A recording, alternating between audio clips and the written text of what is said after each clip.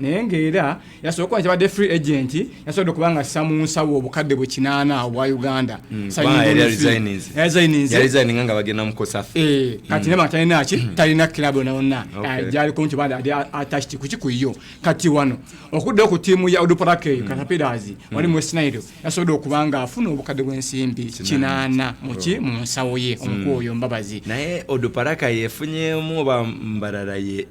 yefiiriddwa bonna timu ya Oduparaka ne badde esitana nyo season ewedde okuva mu kuni yava Mbabazi naga ku timu ya Mbala City ate Mbasi ne performinga bulungi nnyo tegandooza naye ate ne bamuvumaganya ono y'omu ku ba coaches b'emmanyinzi atasaze kweya omusonga mulgo nakusonga mu lugalo omuletero oluyi alugadio yakumyawo kitegandooza kati abagiza abo bamulumba bamuyingira namuvuma kikwa bulungi biki nga Oduparake bakubi nenga jukira oba yali namu omukono timu yabakuba ko yali avale manyi bulungi nnyo ate timu ya Mbasti si yamanyi kana timu ya Oduparaka wadenga this time yamadde wachi wagulu Oduparaka bawde ku form naye nga bonondo chekateka abadde omukwa badani Livingston Mbabazi kati timu ya Mbasti bakoze kibafiiriddwa ate wa timu ya Oduparaka bakwakina baganyirwa mu nsonga bakomeza kochi waabwe amanye nnono ate nga ali aludde okuki ku kirabu eyo tegeza kibo yakoze bafunyemu ku myaka katusabe obadda naye myaka yisa nakwaki anajimala kwa tumanyi yaye bana amusula muvumaawo tujamene nakoze eki ngo timu akisudde bwakoze eki nga atambudde mu kaawo tuva ko kaawo ku timu eyo amuvubuko oli ku timu ya Viper amale gentegedde ko ategeeza ati no omukulu ayitibwa Powira right back wa Police FC bada ku babiri yawe etambula obungi buchanga batunda ne kwasi wa dada wali timu ya Vipers eyo bati wanafala replacement nungi nnyo ejja kuba muntu akuba kya kuba babiri eyo enzika kamu kati mwale gagamo gentegeza kuna kwa lero bagentegedde ko nti omukulu ayitibwa Powira namba 2 yabadde ko akubira timu ya Police FC abakiriziganya ne timu eri ya Vipers okubanga atambula mu ba ku timu ya Police FC agene ku timu eyo ya Vipers kati no timu eno ali bamwagala ko ne timu ya KCC FC ba champion aganedda kangendo ali wa mukuru olale president Lawrence Mulindwa ku Ntebe Road tegandooza nga kwa kinga nkera ompira gwange ate ne kyo kujimu kyemmanyi twaba agenza osazi na timu ya Vipers abo tebana namba 2 wa amanyi nnyo tegandooza bakubisa wafulanga season yakatandika natakola bulungi mvoka bale tawo inye bamugunda bamurundi oyo bale time yataka bulungi nnyo kati ya kutegeeza ki katomvuko ono Powira wagenze so atwa kubanga atwa ku Ntebe aja kuba kwa bunyo mpira gwa wadde ne timu eno eya KCCA badde banovuka nga Obuchani badde akuba kwa mu namba 2 eyo Obenchani nga jali eyo kati nawera nga usaba Obenchani abadala wadde abakubiyawo gifuti ali mu namba 2 kati naye obuvune bumutawo n'obungi nnyo tegandooza osanga badde ne chance nga akubide ku timu egenda kusamba CAF Champions League ne agemeredda zewenda bakubanga ku mpira gwange ya timu eri eya Vipers wenvako kawo timu ya United omukulu wa Smart Obed asodo okubanga kushuka tabadde 100% ku timu ya United ngajojo n'emigabo gye nga yahoninga timu omuntu omu naye omukulu atibwa Smart Obed oyo yasodo okuba onakuleguro nga aguzaako emigabo egimu ku mukulu oli atibwa Sesanga nenge emigabo egimu giguzo bukadde 19 obwa Uganda nabe ati ngesawa zineno bahoninga timu ya Ntameka babiri luli eri badedukanyizibwa omuntu omu Smart Obed yate budde buneno balaga nti timu eyo ya United yafunya akasimbe kuva mu kwa Sesanga ngera season ene kubanga ejja 2 egena kubanga United evuga edukanyizibwa abantu babiri babizibensi bulungi naye nze ndowooza nti Sesanga naye yadondodde ngengeri gye kubanga 19 ku timu ezenge ekola bulungi yagenda ko wali eri ettoro Fort Portal ku Buhinga ne bafuna fan base y'amaanyi nnyo gye bakolera obulungi bagenda kuddayeera nga bamega timu ezimu ennene ngazi KCC ne timu ezo jukya bajja mu KCC ndoza mu Uganda Cup so looza nti nze ndoza adondodde naye weewaawo sifo mu ya wasabosa kubanga wasabosa ndio ku timu ezimu ngazi timu nga Evira ngazi amaanyi ogamba sente kaye kubanga sasa of course naye totoiza kimubuusa naye nze kyengamba nti mu kugula 19 ku timu eri ku form eno timu ezimu kati zetugenda okwatwogerako timu nga Mbala City timu zingazi sowana kati toyinza kugamba nti timu eya Toro United kigenda jizibwalira okufuna sponsor agenda ojiwa obukadde ebisatu tekijja kuzibuwala ekisawe bakiyina fan base bagiyina ettolo poto kakati kulwaki nga tebafuna sponsor nga olaba Oduparaka yasobola okuba nga yeekwata ekintu kyayo kya West Nile ate etimu ey'amaanyi wali mu West Nile kati Smart Obed naye yali smart nga n'agenda enewa ekitala n'akwata wonna okitegeera kati yo tiimu ya region kyendowooza nti kijja kwangwa business egenda kunyuma kubanga jakisa n'erinnya neva mu Sowana FC n'egenda mu Toyo United Sowana yali company naye nga jjukira nti nno kikimu kyemmanyiiko nti badde kisawo kyagenda mu Smart Obed kya regional nakuba bakakiba kyakizimba naye nga ajja kubeera akwata ekkubo adde udda wa wonyinyi awo ku Buhinga Stadium wansonga nti afuna fan base y'amaanyi nnyo kati awo omukwati twasessanga wavi n'agamba nti obukadde 19 nange mpa ku migabo tegandowooza kati onoobukwasa waneeno mukwano gwange alunasenga oba takusiibula kutegeera nti nagenze mulengera afuumuka nga Subaru ayisaawo olengera nfuumu naye tuvaako okeeyo nakulegulo wali eri tiimu ya KCCFC bachampioni bwa liigi 2019 jjukira nti nno nakulegulo basobodde okubanga basayiningayo bafunye sponsor omulala yeegase ku Satayimuzi nga naba nga beegaseeko mukulu oyo abaabo abayitibwa abanis beverages abayitibwa nga Island Water bazze naye nga jjuka bo bateekamu ensimbi mu season kuva ku 2019 eno season eno paka ya season 2020 mumeka 2021 naye nga nabo nyinyi era abo bataddemu obukadde bw'ensimbi 88 obwa Uganda mu myaka ebiri bajja kuba kitalinga amazzi ku tiimu ente ya juniors eya KCCFC saako tiimu enkulu mpozi n'obumu obukolokolo bunaabeerangawo nga buli wakati wa tiimu zombi obukadde 88 gw'ogamba oli yadondodde emigabo 19 ate tadondodde banga odde yana ne product gyagenda okuguza abantu yekka agenda okuba nga atunda amazzi otunulira ku product ye ndowooza yabawadde value million 88 kitegeeza nti buli season million 44 ng'abawa n'amazzi tiimu zonna okuva ku under 19 paka gye wakoma diru simbi kubanga jjukira nti official sponsor abeera associate sponsor ndowooza nti KCC business simbi abantu abali ku KCC bamanyi nnyo okukola business ekiwa nti bandikoze business enfunga eyo ndowooza business ntuufu naye kitegeeza kijja kubona ku lwenkya tukyogerako nnyo nimukongo aluna sengoba nga tulaba kitegeeza kyo mpegwe nga Uganda esaazi gutandise okuba nga kola kigwebbuula basponsa bazze bangi nnyo tegandowooza buli lukya tufunawo sponsa omujja ateeka mu tiimu zino sente kyenaba muzannyo guno gw'omupiira ekiringa ne muzannyo gwaffe naye emizannyo gyonna nti singa kye bakola nga bano bwe bafuna sponsor tiimu ennene singa ne tiimu ziri endala eziri mu mid table n'okuka wansi zinoonyayo kampani ezo nezitabeera top companies nezijja neziziwayo kasente kijja kuleeta okuvuganya kw'amaanyi kuba nabo bajja kuba kyasobola kati okukola ki okusayiningayo ku bazannyi ab'amaanyi ne bamuwa kasente ne balina wala Bulu alina bidiko tiimu eno ya Bulu bidiko saako tiimu y'Oduparaka tugambe kana MTN n'abala bangi nyaawo tiimu ya Sowana uno yakati KCCI na Startimes ne bamuguzeemu emigabo tegeeza ono wagweddemu emigabo tegeeza ne sapota kwajja kubajja tiimu ya Mbala City balina oli muvugizi w'ensimbi abasamu ensimbi owagundi owa betting kati nawe era kivudde ku tiimu zino waggulu ennene nezina kuno tiimu tiimu ziwansi tegandowooza naye kimu gwensi oyo kubanga anytime asayininga deal yo musajja wa Kiso Giant kubanga enteeka gyetegeseemuuko etegese bulungi alinga omuntu atava mu big league alinga odakoze ekibadde abadde mu top fight banga lonna nze kubanga so kubanga y'omu kubo so niwe natandikira ajja kwakoze kyafunye sponsor otuvaako okeeyo mukulumirako katonyo msabu ndio bwa mawida agade mwanga Uganda tukomye oku wali wenyewe otegira awo mu basketball ligi yatandika ya basketball season yeno kipya kiriyo ligi oboje tunulide ebadde kati ekutakati nga ligi yenyene tuli mu second round ya ligi ya Fempoziko okubatereza mu kubuso ampita Miracle kuba team jemberako naye nga manya Arnold Katabi ya gemanya Arnold Katabi abasingo abantu bamanya eri side oli mutuufu woteeka lunasenguba n'omugamba emboko 10 ekyo kituufu byogere agamba manyi mirako ekyo kituufu naye nga just benefit y'abalabi naye nga tuli mu second round yasobola okubanga etandika wiiki ewedde olwokutaano olwaggwa naye nga otunuulira product kati okuvuganya kw'amaanyi nnyo mu basketball waffe basketball wa Uganda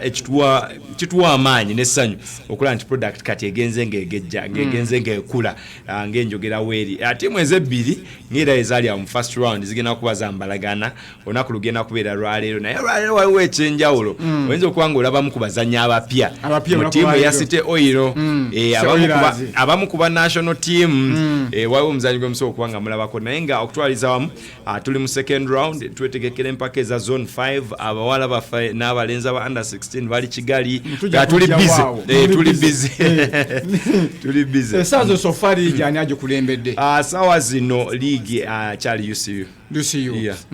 okuba nti basobola okuba bakuba JKL ku lunaku olwokusatu ne bambuka waggulu ku kimeeza first round nga weweddeko kati otuwa analysis wakati mu bawala ne mbasajja timu kijo badde promising badde ekola obulungi banogamba nti second round we natandikira kizo jaba nga ekoze ki ngetaddeko ekinje ky'amaanyi mu bawala without a doubt JKL Dolphins jolaba mu banantamegwa abali mu byerwawo ne bulu nti wanti bayinza okukola record mu nsero ye Uganda bayinza okugenda season nga tewali abakubyemu ng'okyanguyiza njogedde mazima kubanga oba tunuulidde tiimu eya JKL Dolphins yasobodde okubanga egenda season number nga tekubiddwa first round nga tekubiddwamu naye ate omu ku ba rivals be abasinga ye tiimu ya UCU Lady Cannons gye yasooka naye mu second round Friday wedde n'amukuba nga UCU Cannons amuliidinze ne mu half time naye n'amukima nazo okubanga yamukuba naye ndowooza nti tiimu eno ya JKL Lady Dolphins eyinza ogenda at least eyinza ogenda regular season nga tekubiddwamu bayinza oginoonamu eri mu playoffs kubanga bikyuka mu playoffs naye nga wano ndowooza nti bajja kgenda unbeaten ate neera ekikopo mbatipinga okuba nga bakiwangula tiimu eyo gyogeddeko ku foomu y'abakyala JKL Lady Dolphins yakamaaso fasoni zimeka mu liigi ya Uganda basketball JKL eno season ndowooza yakuna season yabwe yakuna bakachwangula emirundi emeka bakachwangula mulundi gumu babadde bazimba bawangula season ewedde gwe gwasooka mpoziko neno season bajja kuwa sakwa nganji bawa tuli wano kompe ojja kompita nange sibeerayo ongambe nti wayogera ojiwani obeerayo ekyokubiri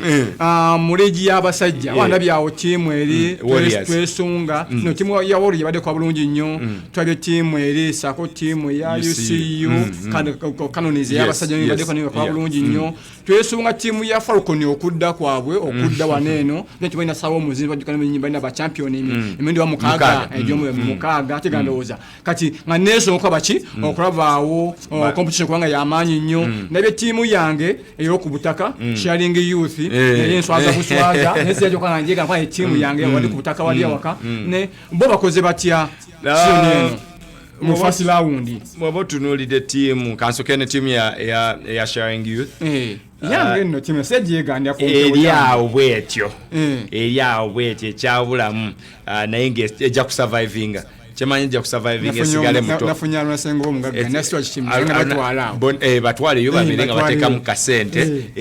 ko tiimu eyo naye nga chemanyi tejja kusurvivinga relegation kwa ina abazanyi abalungi omuli Basiza Kizito omuli abasajja bakulu abazinga bateekawo embeera etali embi nnyo naye wenzira ku tiimu ya Falcons of course kurache struggling kino ekimu kye twagala okubanga twogerako nga ffe abakajja mu buyinza kibiina ekitwala omuzannyo gw'ensero mu Uganda nti tiimu eziva eno wansi zibeera nnafu nnyo competinga ne tiimu ezivuddewa ezisigadde waggulu kati nga olaba Wakiso Giants nti tumanyi nti wakisaze mu liigi eya waggulu ey'abanywera naye agenda kuteekawo embeera tosuubira nti Wakiso Giants tujja kuba tumwogerako mu relegation kati yeeyo difference gye tuyina ti tiimu eno ya Falcons saawa zino ekyabulamu abazanyi baagiddukamu ekisongero ddala obukulu nti tiimu weddayo wansi mu division 1 wabira abazanya abadduka bagamba afe tetwagala kuzanya mu division 1 nakasindi ne kakenderera kubanga kakati basponsor abasinga tebateekamu nnyo ssente mu liigi eza wansi ekintu kyakyo tugezaako kubanga tulwanyisa naye nga liigi abasajja erimu okuvuganya kw'amaanyi wekatali girya sula ndowooza ntuyinza okufuna champion tuba tutandikira tuvude mu bulango kama baffe otubuulire ekatali giriyani ana ayinza okubanga yali ijeno otubuulire ekisanya kyammwe kino mutuuse sofa kyanga tubalonda otubuulireko wali ku silver backs wali ya under 16 wali mu ggwanga lya Rwanda neno silver backs yaga kuba Afcon qualifiers za Africa katonya katumulamoko otukomawo atatandikira otovaawo tukomawo.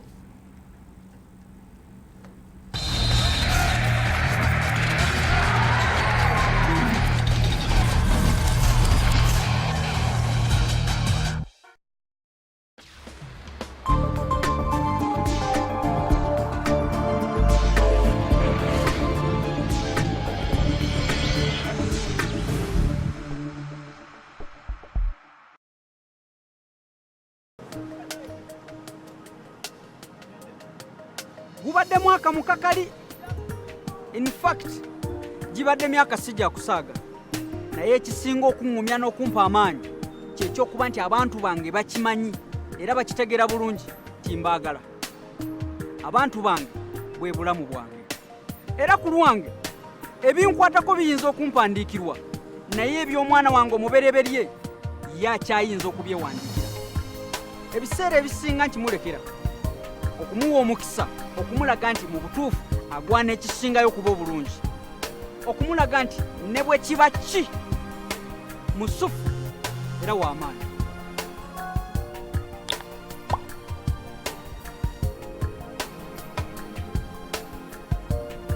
Sukuma Cash ne Airtel Money okwata ku bulamu bwabo bonna b'oyagala. Kati osobola okusindika ssente ku miwendo egisaliddwako okutuuka ku bitundu 6 ku buli 100. Sindika ssente oba kwesa Airtel Money olwaleero ofune omukisa okwewangulira emitwalo 50 buli lunaku oba okuwangula olugendo olusasuliddwa okulaba omupiira gwa Uganda Cranes mu mpaka za Afcon Misiri. Nyiga *885# okutandikirawo. Airtel Money nyangu ya buliwo ate yeesigika. Amateeka n'ebiragiro bigobererwa. Airtel, the smartphone network. Sibuli mazzi nti gafaanagana era kyekiseera ozuula amazima nti gw'osaana okukuuma b'omumakaago nga balamu era nga basanyufu. Abantu bw'obawa amazzi ga Delta Natural Mineral Water agataliimu kakica yenna obulamu bwa mikwano gyo n'ab'omumakaago bulabirire ng'obawa amazzi ga Delta Natural Mineral Water. Amazzi aga Delta Natural Mineral Water gasengejjebwa era ne geekebejjebwa abakugu olwo ne gasibwa mu ccupa ennyonjo. Amazzi ga Delta Natural Mineral Water gakolebwa Abantake Group of Companies era gasangibwa mu ggwanga wonna n'ebunaayira. Delta Natural Mineral Water ku lw'obulamu obulungi.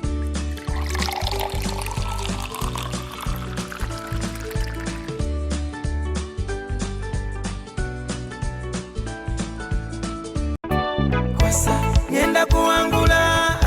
lelo. Centenary Bank ekugonnomoddeko olugendo olusasuliddwa buli kimu olw'ogenda Egypt okulaba Africa Cup of Nations 2019. Miliyoni 20 mu nnyezi ebintu ebyenjawulo zezigenda okugabwa kw'ossa n'ebirabo ebirala nkuyanja okuva omwezi ogwokuna paka omwezi ogw'omukaaga. Okuba muwanguzi kyangu nnyo kozesa ssente visa kaadi yo ng'osasulira ebintu ku supamaketi, restauranti, ku masundiro g'amafuta oba awalala wonna emirundi egitaka wansi weena. Awo olyoka oyingira butereevu mu kalulu akanaakutwala Egypt okulaba omupiira gwa Africa Cup kw'ossa n'okuwangula ebirabo ndulundu. Kati n'okwasa ne ssente visa kaadi oba muwanguzi. Centenary Bank. Centenary Bank erabirwa Bank of Uganda. Sukuma Cash ne Airtel Money okwata ku bulamu bwabo bonna b'oyagala. Manya gange nze muwanguzi Ediga vira na Luvule wa Kiso. Use the *185 just to buy airtime. Amanya gange nze Senyonjo Steven nafuna essanyu lingi nnyo okulanga Airtel yankubira bangamba oli muwanguzi. Sindika ssente oba kwesa Airtel Money olwaleero ofune omukisa okwewangulira emitwalo 50 buli lunaku oba okuwangula olugendo olusasuliddwa okulaba omupiira gwa Uganda Cranes mu mpaka za Afcon Misiri. Nyiga *885# okutandikirawo. Airtel Money nyangu ya buliwo ate yeesigika. Amateeka n'ebiragiro bigobererwa. Airtel, the Smartphone Network.